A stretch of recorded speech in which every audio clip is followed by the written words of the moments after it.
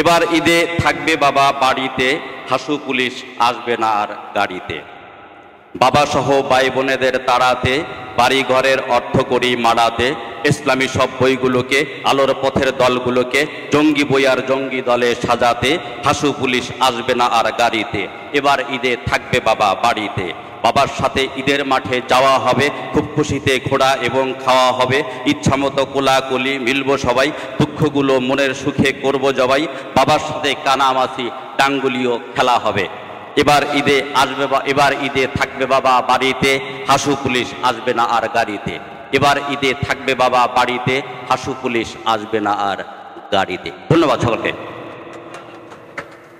ধন্যবাদ আমাদের সম্মানিত ডক্টর রফিকুল ইসলাম স্যারকে।